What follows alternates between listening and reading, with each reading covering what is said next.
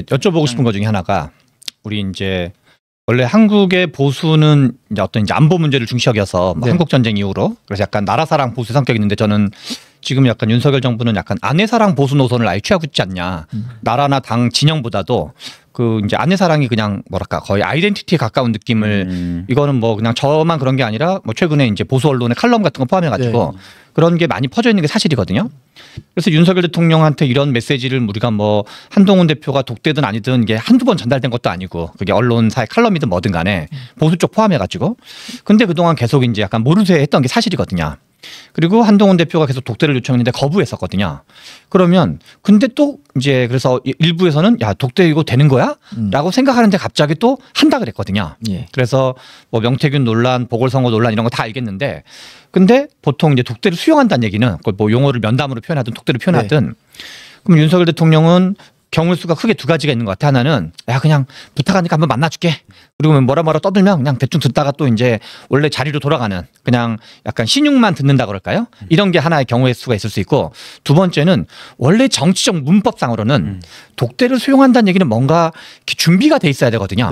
근데 그동안 윤석열 대통령이 하셨던 어떤 여러 가지 언행을 보면 그냥 제2부속실 얘기하고 특별감찰관 정도의 뭐랄까 사태는 훨씬 커졌는데 그냥 옛날에 그냥 그 명품백 논란만 있을 때 수준으로 뭔가 이렇게 처방을 할 가능성이 매우 높아 보이는데 정광재 대변인님 생각에는 어느 정도로 좀 그 아젠다로 생각하고 있고 어느 정도 수용 의사가 있어 보이는지 아니면 그냥 좀 건성건성으로 또 이제 그냥 신용만 할 수도 있고 실은 이재명 대표의 만남이 약간 그런 모양새였거든요.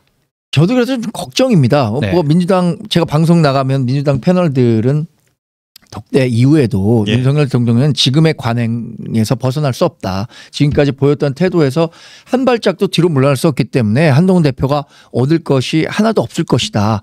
그래서 또 일각에서는 그런 그 의미 없는 성과 없는 독대에 한동훈 대표가 굳이 또 나가야 되느냐 이렇게까지 한 발 더 나가서 얘기하시는 분도 있는데 저는 뭐 독대라는 거는 반드시 필요하고 이루어질 거라고 생각합니다. 예상하고 있고요. 그런데 그럼 그 이후에 윤석열 대통령이 변할 것인가? 저는 임계점에 이미 와 있다고 생각하거든요.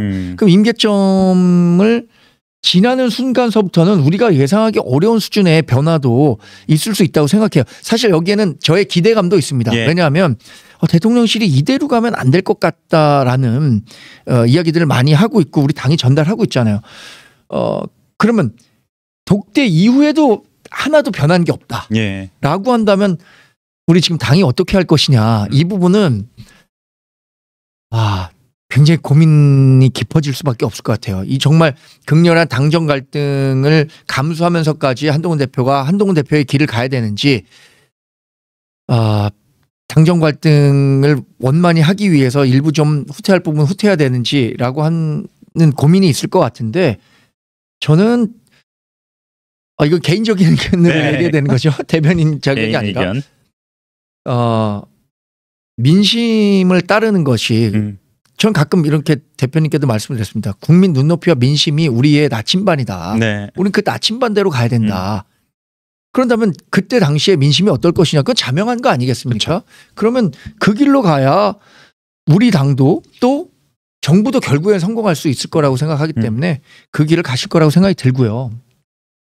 또 하나는 이런 말씀을 좀 대통령실께도 드리고 싶어요. 우리가 남한산성이라는 영화 보면은 주전파와 주화파로 나뉘어서 크게 원쟁이 아니라 거의 뭐 전쟁 수준의 논쟁을 벌이잖아요.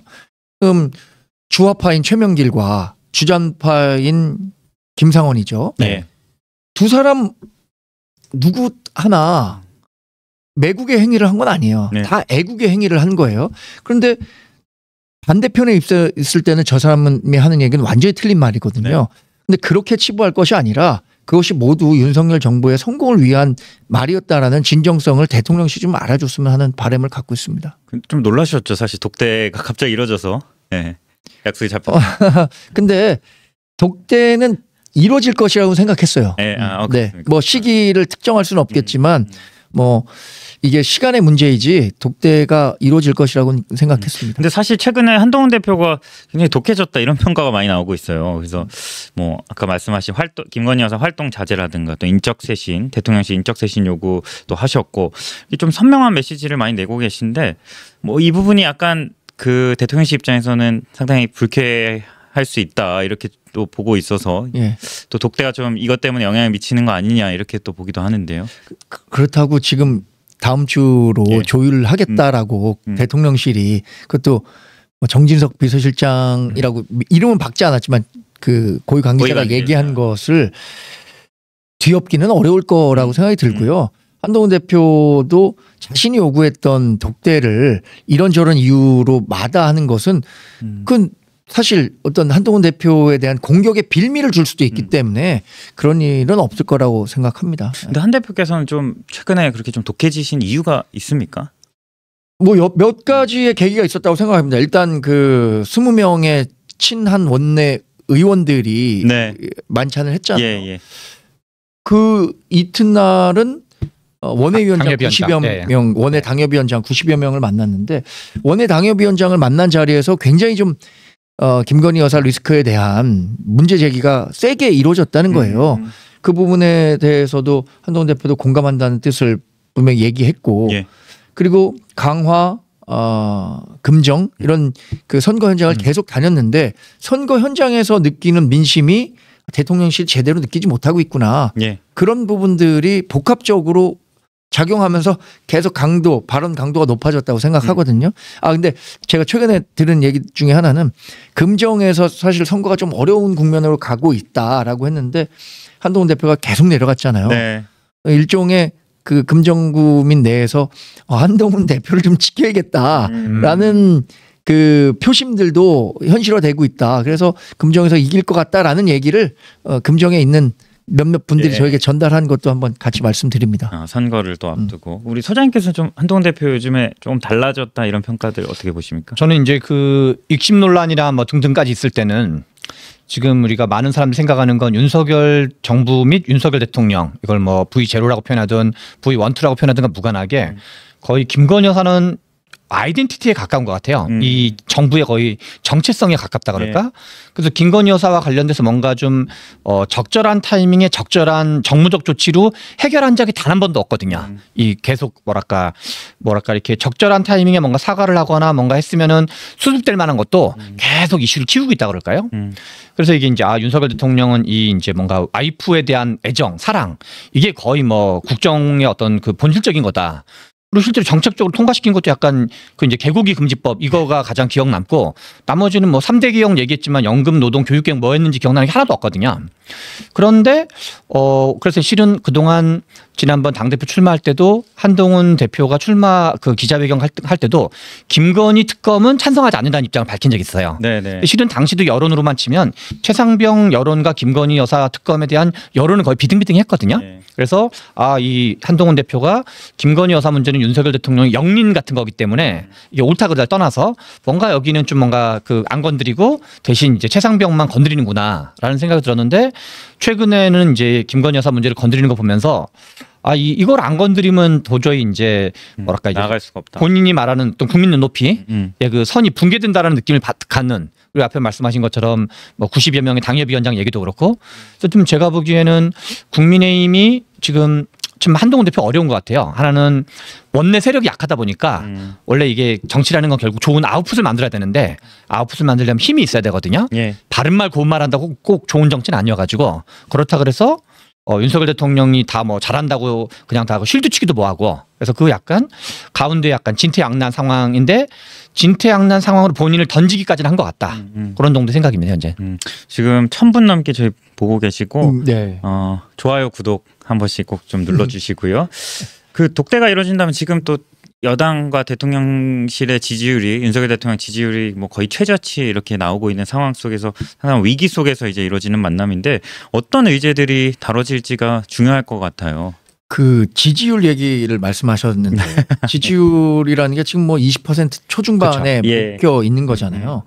근데 대통령 선거 때 48.5%인가를 얻었잖아요. 그러면 그 가운데 거의 절반 수준은 윤석열 대통령에 대한 지지를 거둬들였다는 거예요. 예. 근데 그 지지를 거둬들인 몇 가지 이유들을 놓고 본다면 저는 뭐 야당이 주장하는 기승전 김건희라는 부분에 대해서 일정 부분 동의하지 않을 수가 없어요. 예. 윤석열 대통령이 지금 국정 운영과 관련해서 크게 잘못했다고 생각하는 부분 꼽으라 그러면 잘 못 뽑아요. 예. 그런데 어떤 이미지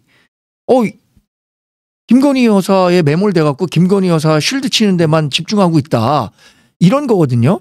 그러니까 국정 윤석열 대통령이 뭘 잘못했느냐라는 부분보다는 김건희 여사를 둘러싼 여러 리스크 또 관련해서 소통 부재의 원인도 지금 당정 간의 소통이 안 되는 이유 중에 가장 큰 게 뭡니까? 김건희 여사를 어떻게 공적 영역으로 가둬둘 것인가? 이 부분 아니겠어요? 예.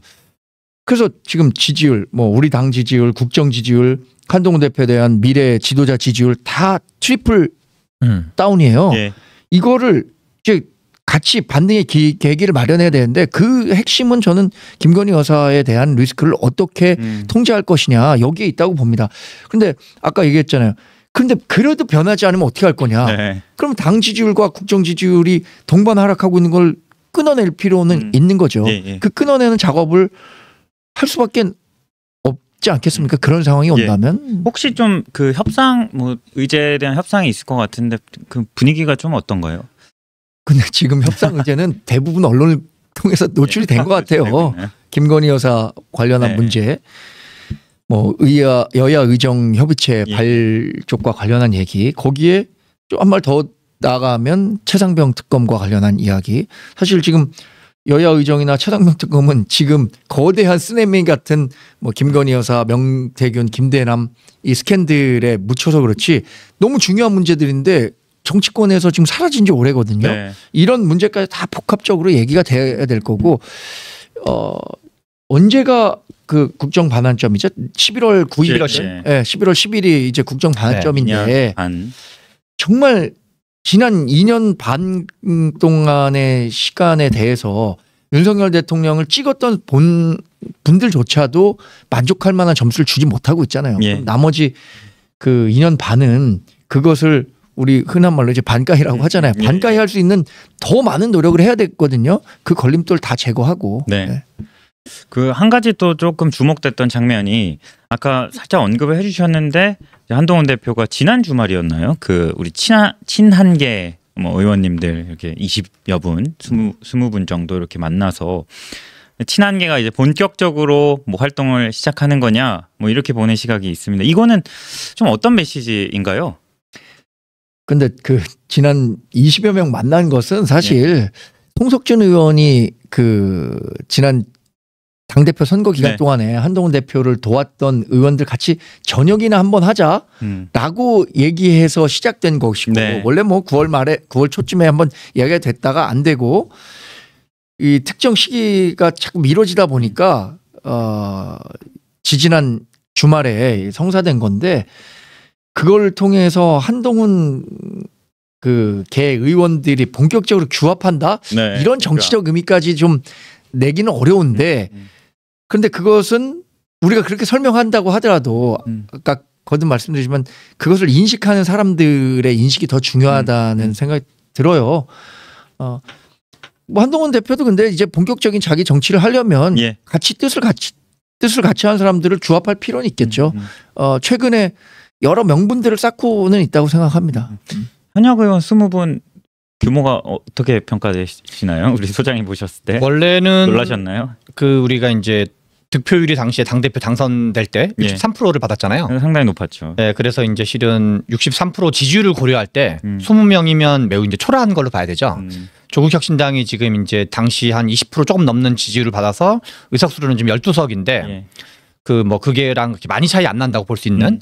그런데 그럼에도 불구하고 이제 마치 우리가 딱 국회 교섭단체가 딱 20석인데 이제 친윤 계열 일부에서 야 뭐 5명 뭐 10명도 제대로 안 될 거야 라는 약간 이제 그런 폄훼성 얘기들이 많이 있었던 게 사실이거든요. 그래서 세상 만사가 이제 기저 효과가 중요한데 어떤 기대치가 요 정도인데 그거보다 맞냐 적냐가 중요한 건데 기대치가 워낙 이제 그 친윤계 의원들의 어떤 공격에 의해서 야 5석 10석도 실은 쉽지 않을 거야라는 거를 이렇게 깔아놨기 때문에 20석 정도 되면 그럭저럭 아무튼 20석 가까이 있나 보다 정도로 그게 뭐 이렇게 왔든 뭐 그냥 저렇게 왔든 간에 오는 사연들은 조금씩 다를 수 있겠지만 그런 점에서 제가 보기에는 이제 그 완전 외톨이 느낌 또는 약간 무슨 외로운 늑대 느낌 같은 게 있었는데 그런 점에 비해서는 오히려 안 하는 것보다 낫다. 그리고 원내에서 20명 약간 넘는 사람들 만나고 곧바로 앞에서 말씀하신 것처럼 원내 당협위원장을 한 90 내지 100명 가까이 만난 게 뭔가 움직이는가? 뭔가 세력화하는가라는 그 모양새를 만드는 것 자체가 뭐 나쁘지 않았다 생각이 듭니다. 사실 좀 한마디만 말씀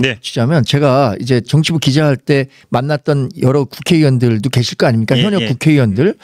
근데 그 20명의 모임에 나오지 않았다고 하더라도 제가 기존에 교류했던 의원들도 사실 한동훈 대표가 추구하고자 하는 방향에는 크게 동의하고 나도 한동훈 대표가 잘 됐으면 좋겠다라고 얘기하는 분들이 꽤 많이 있어요. 뭐 잠재적인 우군이라고 할 수는 있지만 그분들이 직접 뭐 자신이 지금 친한이라고 커밍아웃을 하는 건 아니니까. 근데 그 가장 큰 근본적인 힘은 역시 정치는 민심을 따라가는 거 아니겠어요? 민심이 어디를 가리키고 있느냐. 결국엔 지금은 총선이 뭐 많이 남아있기 때문에 이분들이 적극적으로 움직이지 않지만 이분들도 민심이 어떻다는 것은 다 알고 계신 분들이에요. 저는 뭐 시간의 문제이지 이렇게 한동훈 대표가 계속 민심과 국민 눈높이를 강조하면서 그 방향으로 당을 이끌어 가겠다라고 한다면 그분들도 자연스럽게 들어올 거라고 생각합니다. 저는 오히려 좀 그런 점에서는 우리가 이제 선거가 다가올 때는 실세가 중요하고 그래서 지금 민심도 중요하지만 그 전에 다른 그 국민의힘의 전직 대표들이 그런 거 몰라서 통심과 윤심을 따라서 생각하지는 않거든요. 다 이제 그럴 만한 이유가 있어서 따랐을 텐데 저는 뭔가 적절한 사안과 적절한 명분을 가지고 뭔가 이렇게 그 좀 더 지금은 그냥 몇 명을 만나는 정도인데 예컨대 의총에서 안건 같은 걸 제대로 붙어본다든가 표대결 같은 걸 한번 하는 게 좀 필요하지 않나 이런 생각이 듭니다. 친윤계. 근데 저도 그런 생각 한번 해봤거든요. 그러면은 정말 당이 크게 분열할 것 같아갖고 아마 지금 김건희 여사에 대한 특검도 이 후폭풍을 어떻게 책임질 수 있느냐 이런 것들 때문에 지금 그래도 단일 대우가 유지되고 있다고 생각하고 예를 들어서 뭐 최상병 특검과 관련해서 뭐 그러면 의총을 통해서 내가 생각하는 것에 대법원장 추천이죠. 한번 동의를 구해보자라고 했을 때 야 이게 당이 이런 식으로 크게 분열되는 일을 지금 뭐 당대표 된 지 한 100일이 되지 않았는데 할 수 있을까? 너무 좀 도박적 요인이 강한 거 아닌가라는 것 때문에 지금은 좀 조심스러운 것 같다는 생각을 해요. 물론 이거는 아이디어 차원에서 말씀하신 엄청 중요한 선택인 거고 그거는 약간 이제 결단인 거는 맞죠. 그래서 이제 그거는 좀 신중하게 써야 될 카드지만 그 정도가 아니면 저는 이제 과연 이게 이 난국을 돌파할 수 있을까 이런 생각이 드는 거죠. 도저히 안 풀린다면 이 상황이 그리고 이번에 독대 이후에도 뭐 상황이 안 그러니까 지금 용산 대통령실이 보는 그동안의 걸로 봤을 때는 뭐냐면 그냥 한동훈 대표 개인 이렇게 보고 있는 걸 보여주는 거거든요. 그러니까 우리가 실제로는 그런 거잖아요. 이렇게 63%를 받았지만 원내에서는 소수판 거잖아요. 객관적 형세만 보면은. 그래서 20명이라는 게 5명, 10명이라는 기대치에 비해서 많은 거지. 이 100명, 108명 가까이 되는 거에서는 매우 어떻게 보면 이제 5분의 1 정도밖에 안 되는 거거든요. 그런 점에서 어떤 별도의 뭐가 없으면 그냥 계속 용산 대통령실은 대표 개인의 의견이다. 이런 정도의 입장이 크게 바뀌질 것 같진 않다 이런 생각이 드는 거죠. 그 친윤계가 또 당내에 계시잖아요. 친윤계 분들 중에서 좀 목소리를 내고 계신 분들이 있으세요. 한동훈 대표에 대해서. 특히 권성동 의원이 최근에 상당히 세게 한동훈 대표를 비판하시던데 좀 어떻게 보셨어요? 권성동 의원이 그 의도했던 건지 의도하지 않았던 건지 모르지만 도곡동 7인회라는 프레임을 너무 잘 짜갖고 이게 도곡동 7인에 들어가세요? 안 들어가세요? 그래서 야 이게 왜 이런 식으로 흘러가나 모르겠다라는 생각이 들어요. 제가 어디 방송에서 말씀드렸어요. 제가 도곡동에 삽니다. 한동훈 대표와 가까이 살아요. 도곡동에서 만나고 제가 이렇게 얘기했어요. 아니 제가 도곡동에 사는데 저 모르는 도곡동 7인회가 있다면 제가 굉장히 서운하다. 섭섭하겠네요. 예. 근데 도곡동 7인회라는 이름 혹시 들어보셨어요? 저는 정말 이번에 권성동 의원이 얘기하기 전에는 아무도 들어본 적이 없습니다. 뭐 이른바 찌라시라든가 뭐 이런 거에 2,000명의 기자들이 도곡동 7인회라는 거 들어본 적이 땡땡땡 7인회가 원래 다 그렇습니다. 이번만 그런 게 아니라. 사실 그 한남동 7인회도 한남동 라인 아니면 김건희 여사 라인이라는 얘기는 있었죠. 그리고 한동훈 대표의 뭐 측근 의사결정에 깊숙이 관여한 사람들이 있다. 이 정도는 얘기 있었겠지만 뭐 도곡동 7인회 이런 건 처음 듣는 얘기고, 그리고 이런 생각도 들어요. 당대표가 자신이 정치적 사안에 대해서 충분히 의견을 수렴할 수 있는 사람들과 교류한다는 거 그 문제가 되나요? 그건 공적 영역에 있는 건데.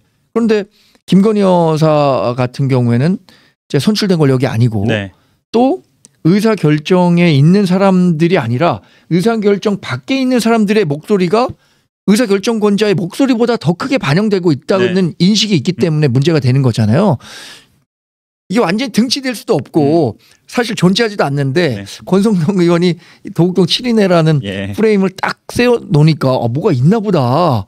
이런 식으로 인식되고 있어서 상당히 안타깝게 생각합니다. 도곡동 7인회 한 분은 우리 정 대변인님이신 거죠? 아닙니다. 도곡동 7인회라는 게 없다는 말씀을 제가 드리려고 하는 말씀이에요. 요것도 하나 여쭤보고 싶어요. 최근에 이제 대통령실 고위 관계자가 김건희 라인은 없다, 뭐 이렇게 해명을 하셨습니다. 없습니까? 대변인님은 어떻게 생각하십니까? 용산 출입하셨었나요 혹시? 안 용산 출입 안 하셨어요? 용산 출입 기자들한테 한번 물어보십시오. 혹시 김건희 여사 라인이 있습니까? 없습니까? 그러면 뭐 출입 기자들이 잘 알 거예요. 그리고 처음에 대통령실이 꾸려지는 과정에서도 이 사람의 입직 경로 한번 다 조사했던 거 아실 거예요. 2022년 5월 10일에 취임했으면 그해 추석이 있었던 즈음에 여러 가지 보안상의 문제들이 다른 당이나 이렇게 번져 나가니까 이게 어떻게 된 거냐 조사하는 과정에서 어떻게 이 대통령실에 있는 사람들이 대통령실로 오게 됐는지 입직 경로까지 조사해서 의심스러운 사람들은 좀 다 잘라냈어요. 근데 그럼에도 불구하고 지금 남아있는 사람들은 충분히 자신들로서는 검증된 사람들 아니겠습니까? 근데 지금 그런 얘기들이 나오는 거잖아요. 공적 의사결정 라인에 있는 사람보다 밖에 있는 사람들, 다른 수석실에 있는 사람들의 목소리가 더 크다. 예를 들어서 정무수석실에 있는 정무비서관의 목소리보다 홍보수석실에 있는 뭐 선임행정관이나 비서관의 목소리가 더 크다. 이건 문제가 있는 거잖아요. 근데 이렇게 인식되고 있는 거잖아요. 지금 국회 그 대통령실 기자들 내에서. 예를 들어서 정치부장이 기사를 대통령실 기자가 써왔습니다. 야, 이거 누구한테 확인한 거야? 누구한테 확인했습니다. 그러면 돼. 이랬는데 누구한테 확인했습니다. 야, 그 사람이 뭘 알아? 근데 그 사람이 실세예요. 이렇게 얘기하면 안 되는 거잖아요. 근데 그런 현실이 지금 나타나는 현상들이 있기 때문에 이런 문제를 제기한 거죠.